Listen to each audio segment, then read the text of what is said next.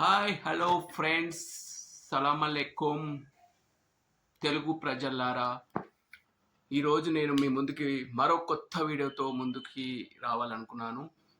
అయితే ఈరోజే నేను డిసైడ్ చేసుకున్న విషయం ఏంటంటే, మన రెండు తెలుగు రాష్ట్రాల్లో చాలా ట్రెండింగ్లో ఉన్నటువంటి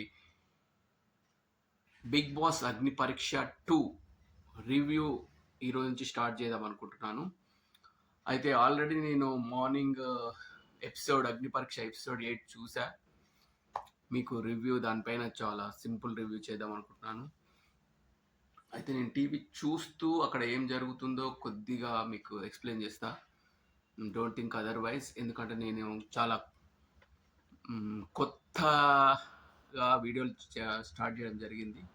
కాబట్టి టేక్స్ తీసుకోవడం లేకపోతే వాటిని కట్ చేయడం అలాంటివి కాకుండా డైరెక్ట్గా మీ ముందు నేను నా రివ్యూస్ పెట్టబోతున్నా. హ్యాస్టీస్గా మన శ్రీముఖి ఎంట్రీ ఇచ్చింది మంచి సాంగ్తో. మన ముగ్గురు జడ్జెస్ నవదీప్ అన్న, బిందుమాధ మేడం, మన అభిజిత్ గారు ఓకే వెల్కమ్ చెప్తూ శ్రీముఖి వెల్కమ్ చెప్పింది. వాళ్ళు వచ్చి వాళ్ళ సీట్లలో కూర్చున్నారు. మన last Bigg Boss 9 contestant doctor Priya entry ఇచ్చింది. అయితే ప్రియా ఇప్పుడున్నటువంటి కంటెస్ట్లో నుంచి ఒక గేమ్ ఆడాలని చెప్పింది. ఆ గేమ్ ఏంటంటే మీకు ఎక్స్ప్లెయిన్ చేస్తాను. ఒక బోర్డు ఉంటుంది, ఆ బోర్డులో నెంబర్స్ ఇస్తారు అండ్ గాలి పంపు కొడుతూ బెలూన్స్ ఉబ్బుతుంటాయి. అయితే వాళ్ళు ఏ నెంబర్ చూజ్ చేసుకుంటారో ఆ నెంబర్ అన్ని పంప్స్ కొట్టాక వాళ్ళు ఎన్ని నెంబర్స్ చెప్తారో అన్ని పంప్స్ కొట్టాక కూడా పగలకుండా ఉంటే వాళ్ళు సేవ్ అయినట్టు. ఎవరైతే వాళ్ళ నెంబర్ కొట్టినప్పుడు పగిలిపోతుందో వాళ్ళు గేమ్ నుంచి అవుట్ అయిపోతారు. అయితే ఇక్కడ మన రాజకుమారి స్టార్ట్ చేసింది. రాజకుమారి కొన్ని నెంబర్స్ చెప్పి స్టార్ట్ చేసింది. మన గాయత్రి, చరణ్ స్టార్ట్ చేశారు. అయితే ఈ గేమ్లో మన రాజకుమారి గెలిచింది. తను ఎంత తెలివిగా గెలిచింది అంటే నేను ఎక్స్పెక్ట్ చేయడం ఏంటంటే, ఆమె లాస్ట్ మూమెంట్లో 14 కొడితే పగిలిపోతుంది అనుకున్నాను, కానీ 14 కొట్టి ఆగిపోయింది. తర్వాత చరణ్ 4 ఆర్ 5 కొట్టి పగిలిపోయింది. ఇక్కడ నేనేమనుకుంటున్నానంటే, గాయత్రి అయితే ఆమె అందరి కౌంట్లు లెక్క పెట్టుకొని గాయత్రి ఎన్ని కౌంట్స్కు పగిలిపోయింది అనేది ఒక చిన్న గెస్ చేసి ఉంటుంది అని నేను అనుకుంటున్నాను. సో ఆ గెస్ ప్రకారమే ఆమె 14 కొట్టి ఆపింది. తర్వాత చరణ్ ఎన్ని కొడితే పగిలిపోతుందో గెస్ చేసి అన్ని కొట్టేసి ఆపేసింది. అంటే ఇక్కడ మన రాజకుమారి ఎంత తెలివిగా, ఎంత ఇంటెలిజెంట్గా ఆలోచించిందని మనం ఆలోచించాల్సిన అవసరం ఉంది. ఆమె ఒక పల్లెటూరు నుంచి వచ్చింది, ఆమెకు అంత ఆలోచించలేదని మనం అనుకున్నాం, కానీ ఆమె ఈ టాస్క్లో చాలా చాలా ఇంటెలిజెంట్గా ఆలోచించి గెలిచింది.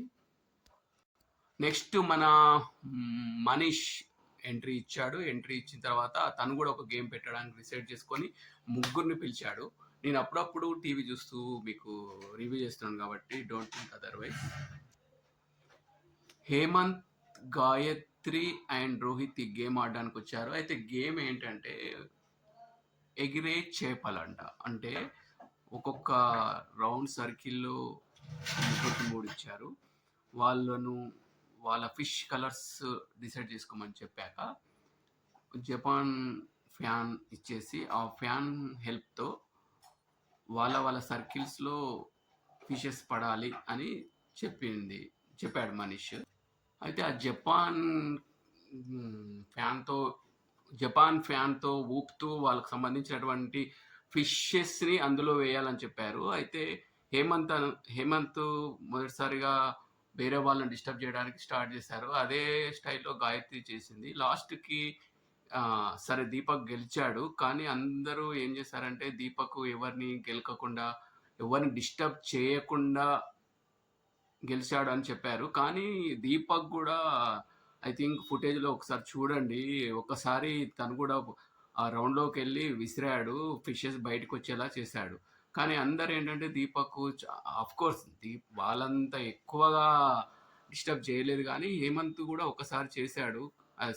సారీ దీపక్ చేశాడు. కానీ వీళ్ళు దీపక్ చేయలేదు, నిజాయితీ గెలిసింది అని సర్టిఫికేట్ ఇచ్చారు. కానీ ఒక్కసారి ఫుటేజ్ చెక్ చేసి చూడండి. తను కూడా ఒకసారి అందులోకెళ్ళి ఫ్యాన్ విసిరాడు. ఫ్రెండ్స్, ఈ వీడియో మీకు నచ్చినట్టయితే లైక్ చేయండి, షేర్ చేయండి, సబ్స్క్రైబ్ చేయడం మర్చిపోవద్దు, లైక్ కొట్టడం కూడా మర్చిపోవద్దు. సరే, నెక్స్ట్ ఏంటంటే నెక్స్ట్ పార్ట్లో మన బిగ్ బాస్ 9 విన్నర్, మన favourite common man Pawan Kalyan Padala entry ఇచ్చాడు. చాలా బాగా అనిపించింది నాకు పవన్ కళ్యాణ్ ఎంట్రీ. అయితే మన పవన్ కళ్యాణ్ పడాల వచ్చిన తర్వాత అతని స్పీచ్లో ముఖ్యంగా తను వాళ్ళకి కంటెస్టెంట్కి ఏం చెప్పాడంటే, నేను లాస్ట్ టైం అగ్ని పరీక్షలో వచ్చినప్పుడు కూడా మన జడ్జెస్ చెప్పిన మాటలన్నీ మీరు దృష్టిలో పెట్టుకోవాలి, వాళ్ళు మన కోసమే చెప్తారు, వాటిని గుర్తు పెట్టుకొని మీరు ఆటలో వాళ్ళు చెప్పిన సజెషన్స్ యూజ్ చేయాలని చాలా బాగా చెప్పడం జరిగింది. అయితే పవన్ కళ్యాణ్ కూడా ఒక గేమ్ ఇవ్వడం జరిగింది మన అమన్కి. ఐ థింక్ గేమ్లో ఫస్ట్ ముగ్గురు ఎవరంటే రోహిత్, మిథిలేష్, అమన్ రావడం జరిగింది.